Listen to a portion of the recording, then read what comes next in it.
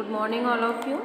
आज की जो हमारी क्लास रहेगी वो रहेगी बीएससी फर्स्ट सेमेस्टर वालों की बॉटनी की, जिसमें आज हम पढ़ने वाले हैं the contribution in botany of professors. ठीक है, प्रोफेसर्स ने जो विभिन्न प्रकार के बॉटनिस्ट हुए या बॉटनी के जो प्रोफेसर हुए, उन्होंने बॉटनी में किस प्रकार से कंट्रीब्यूशन किया या किस प्रकार से अपनी सहभागिता की, उसमें भाग लिया, क्या क्या उन्होंने प्रयोग किए।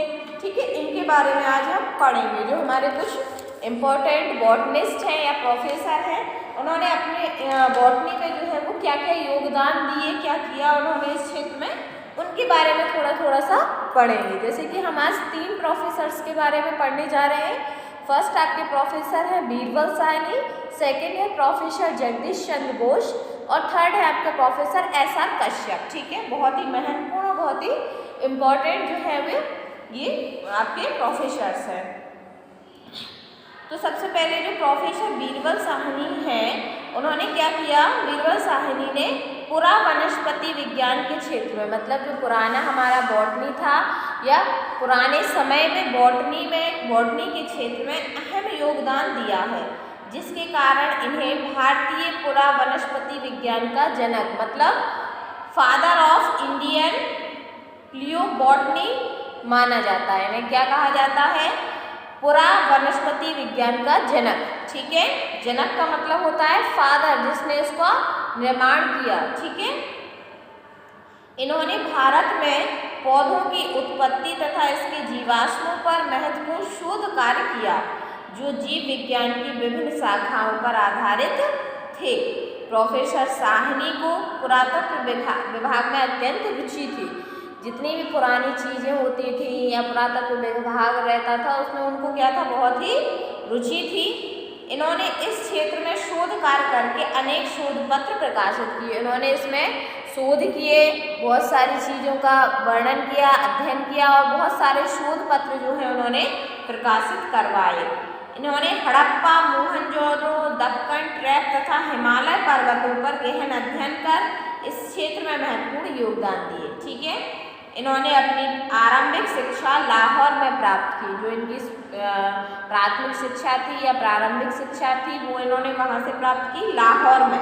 बाद में उच्च शिक्षा की प्राप्ति के लिए ये कैम्ब्रिज चले गए, जहाँ जब इन्होंने प्राथमिक शिक्षा प्राप्त कर ली, मान लीजिए इन्होंने अपना स्कूल ख़त्म किया, उसके बाद ये अपने उच्च शिक्षा के लिए कहाँ गए, कैम्ब्रिज चले गए।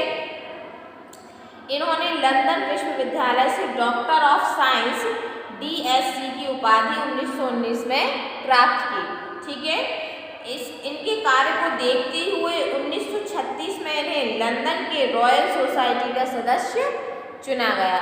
इनकी उपलब्धि इतनी ज़्यादा थी और इनका कार्य इतना अच्छा था कि इन्हें लंदन में ही क्या चुना गया, रॉयल सोसाइटी का सदस्य जो है वो इन्हें चुना गया।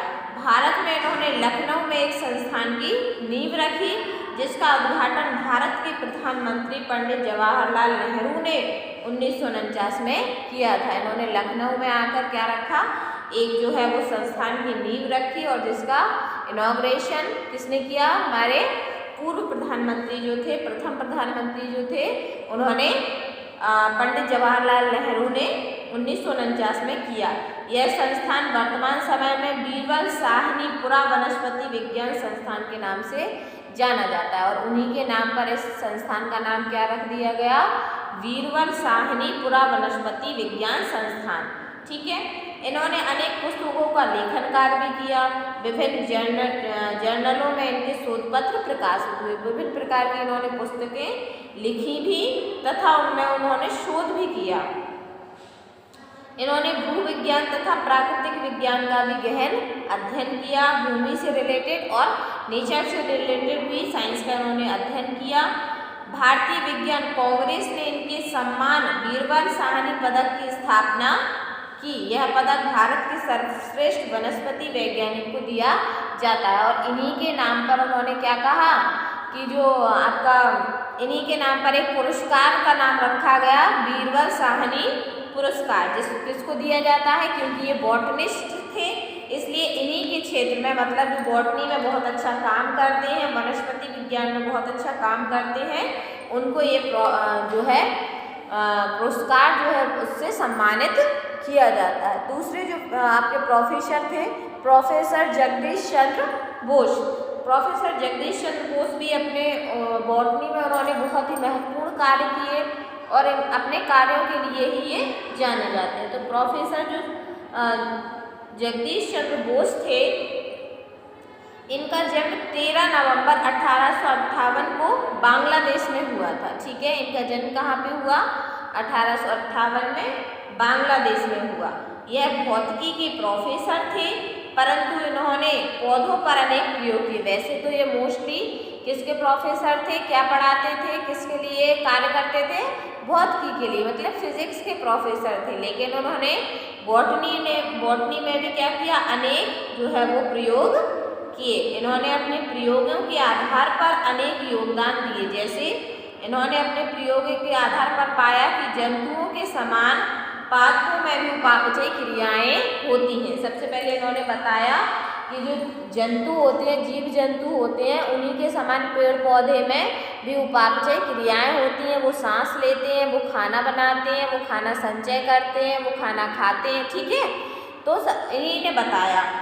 इन्होंने अनेक उपकरणों का निर्माण किया क्योंकि ये भौतिकी से संबंधित थे या फिर फिजिक्स से संबंधित थे, तो इन्होंने अनेक उपकरणों का निर्माण भी किया जिनका उपयोग वनस्पति विज्ञान तथा भौतिकी के क्षेत्र में किया जाता है। तो उन्होंने कौन कौन से उपकरण बनाए? रेजोनेट रिकॉर्डर, प्रकाश संश्लेषी रिकॉर्डर, ऑक्सीलेटिंग रिकॉर्डर, चुंबकीय कॉस्कोग्राफ तथा डायमेट्रिक कंडेंसन उपकरण। इन्होंने इतने सारे उपकरण को जो है वो विकास किया। जैसे इन्होंने एक उपकरण बनाया प्रकाश संश्लेषी रिकॉर्डर, तो ये किससे संबंधित है? पेड़ पौधों से। तो इन्होंने प्रकाश संश्लेषण की क्रिया में पेड़ पौधे किस प्रकार से करते हैं, कितनी माप से करते हैं, इन्होंने उसके लिए एक रिकॉर्डर का जो है वो निर्माण किया। इन्होंने 1917 में कलकत्ता में बोस अनुसंधान केंद्र की स्थापना की क्योंकि इनका नाम क्या था? सर जगदीश चंद्र बोस। तो इन्होंने अपने ही नाम पर किसकी स्थापना की? बोस अनुसंधान केंद्र की स्थापना की। इन्हें 1922 में FRS मतलब flow of royal society of London से सम्मानित किया गया। 1927 में इन्हें भारतीय विज्ञान कांग्रेस का प्रेसिडेंट भी बनाया गया। नेक्स्ट हमारे जो प्रोफेसर हैं professor SR Kashyap. SR Kashyap ने भी बॉटनी के क्षेत्र में अनेक महत्वपूर्ण योगदान दिए और उन्होंने जो SR कश्यप थे उन्होंने बताया इन्हें भारतीय बायोलॉजिकल का जनक, फादर ऑफ इंडियन बायोलॉजी भी कहा जाता है। इनका जन्म 1882 में पंजाब में हुआ था। इनका जन्म कहाँ पे हुआ? पंजाब में। इन्होंने अपनी परास्नातक की उपाधि पंजाब में ही प्राप्त की, मतलब जो इन्होंने पोस्ट ग्रेजुएशन की वो कहाँ से की? पंजाब से ही प्राप्त की तथा उच्च शिक्षा प्राप्त करने के लिए कैम्ब्रिज विश्वविद्यालय चले गए। ठीक है, यह इंडियन बॉटनिकल सोसाइटी के प्रथम सेक्रेटरी थे। इन्होंने 1929 में पश्चिमी हिमालय तथा पंजाब के मैदानी इलाकों के लिबर्ट वर्डस भाग 1 नामक पुस्तक लिखी। इन्होंने अपने क्षेत्र से संबंधित थी मैदानी इलाकों के लिए लिबर्ट भाग 1 नामक पुस्तक लिखी। फिर 1932 में इसी पुस्तक का भाग 2 प्रकाशित किया। इन्होंने ब्रायोफाइटा के कुछ नए सदस्यों की जातियों की भी खोज की। ब्रायोफाइटा में जितने भी सदस्य आते हैं उनके अलावा भी इन्होंने उसमें नई जातियों की खोज की।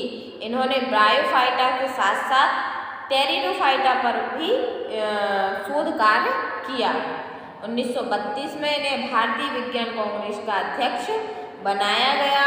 इन्होंने theory of retrogressive evolution in liver birds का प्रतिपादन किया जिसे वर्तमान समय के वैज्ञानिक भी मानते हैं। ठीक है, तो ये थे हमारे कुछ प्रमुख वैज्ञानिक जिन्होंने बॉटनी के क्षेत्र में बहुत ही महत्वपूर्ण योगदान निभाए।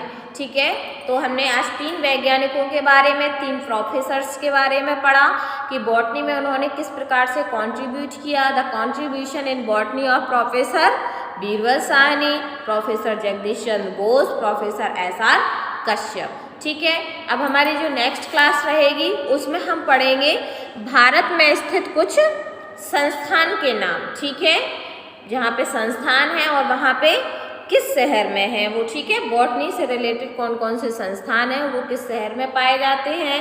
ठीक है, आज की क्लास में इतना ही।